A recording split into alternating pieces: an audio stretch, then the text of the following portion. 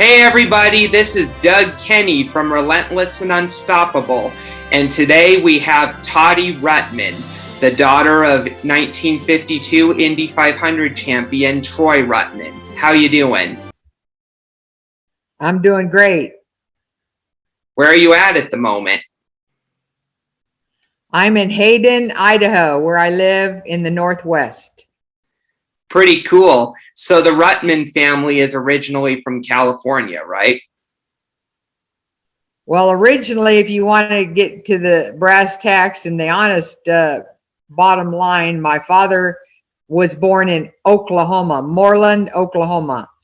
And when he was 6 years old, his mother and dad couldn't make too much of a living back in the 30s, so they moved to Southern California when my dad was 6 years old.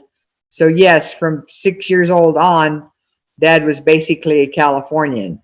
But he's the only Okie to win the Indianapolis Motor Speedway from Oklahoma, and he left there when he was 6. Pretty interesting. Reminds me a little bit of Parnelli Jones, who's originally from Arkansas before being based in California. Yes. And of all things, Roof, that's what my dad called him. He would call my dad his hero. And they're only 8. Let me see. I think Roof is 88. My dad would be 92. So he was only 4 years younger than my dad, and yet he called my dad his hero. That is really interesting. And didn't both of them drive for J.C. Agajanian? Yes. What was working with the Agajanian family like for Troy? Oh, I honestly can't tell you because that was honestly before I was born, but I do know my dad and Aggie were very close. How my dad got acquainted with J.C. Agajanian was he was a kid living in Ontario, California, and J.C. Agajanian was one of the well-known promoters. So my dad was just a young kid, 16 years old. So he took a ride over to West LA to see if he could talk to Agajanian, just a teenager. And he went inside and asked to talk to Mr. Agajanian, and it came out was Mr. Agajanian's dad, Joshua was his name. It wasn't JC the kid. He wasn't a kid. He was probably 30 years old at the time. His dad was probably 60.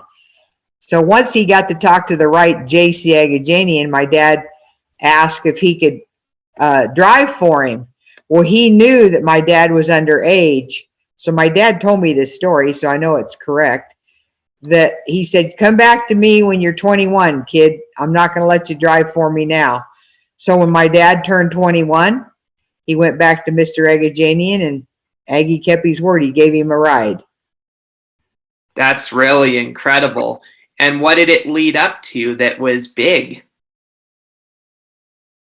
Well, it led up to him driving the last upright dirt car, number 98.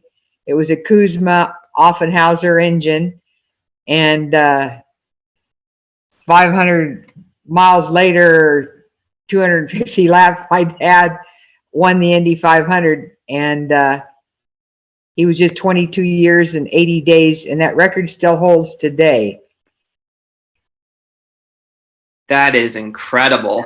And was he a factor for most of the day before he won the race? Like, was he one of the dominant cars? Yeah, basically my dad told me the story, so that's why I know about it. I didn't read this in the newspapers. It was basically, even at 33 cars, my dad and Billy Vukovich, it was a 2-man race. Most of the race, because they had laps on the guys that were 3rd, 4th, 5th, and 6th. So they started the race, and my father told the story this way, that him and Clay Smith knew that they were outnumbered. They knew that they were, when I say outnumbered, Vuki had a lot. It was kind of like the Penske car of his day. And here my dad is in a Offenhauser upright dirt car. It's not a high dollar car. So his genius of a mechanic, my dad called him, was Clay Smith. And he said, that Clay Smith came up with how they were going to beat Vuki with all this money. And the owner was Howard Keck, a very wealthy man in the 50s.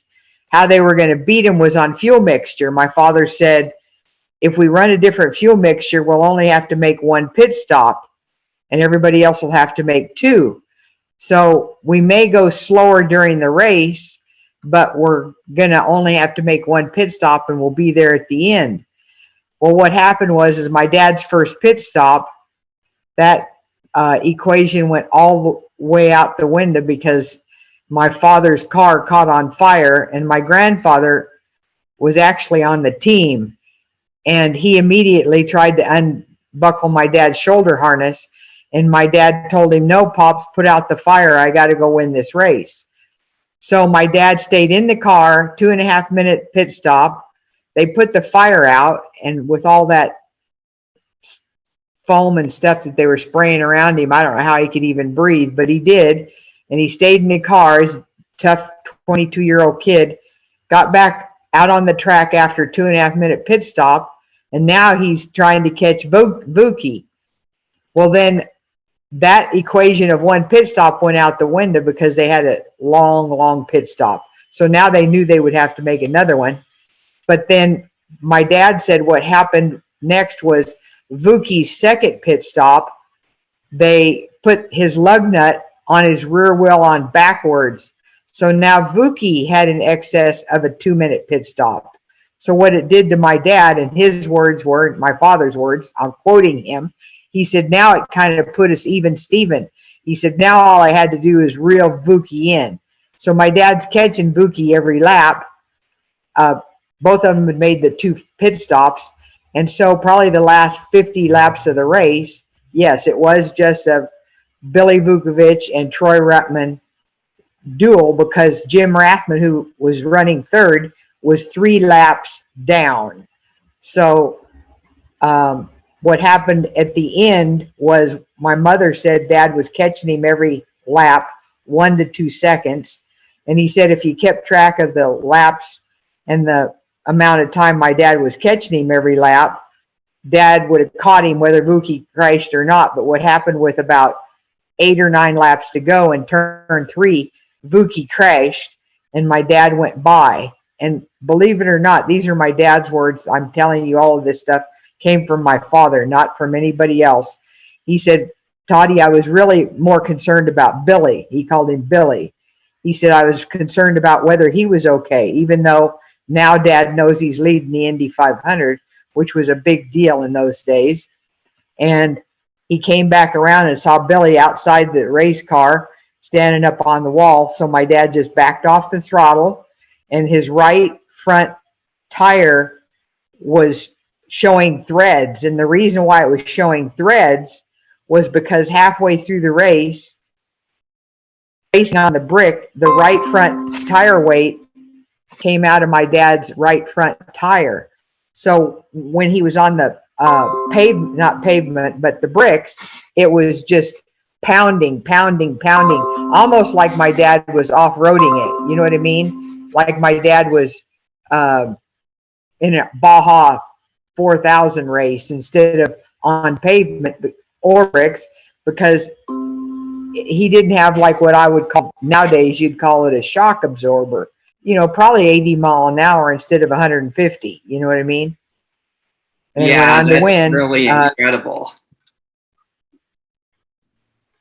So what was his reaction when he crossed the start-finish line to win the race?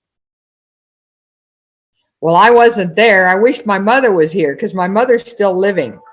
So I wish my mother was here because she could tell you a lot more than me, honestly, because even though she's older, she's 92 years old, she's very sharp, very young for her age. And she could tell you, I know I've seen pictures, and my dad was elated. I know that my dad immediately started waving to the crowd, and he knew, like I said, when that right front tire weight was off and the thing was wearing and he's looking at threads, he knew that if he stayed in it, that would change his life forever, because he was brought up in a poor situation in Oklahoma. And that's why he started racing, because he knew that would get him out of the poorhouse. So I'm sure he was elated. I just posted a bunch of pictures on Facebook in the last few days because I want people to see what it was like that day in Victory Lane, which used to be down in turn 1. Now Victory Lane's clear up by the pagoda today. So I just learned a few years ago that that's where Victory Lane was. See, I wasn't born, so it's like I have to rely on my mother and dad to tell me things. But if you wanted to talk to my mother, I could sure bring her over here, and she could probably tell you more, because she's very sharp, very young for 92 years of age.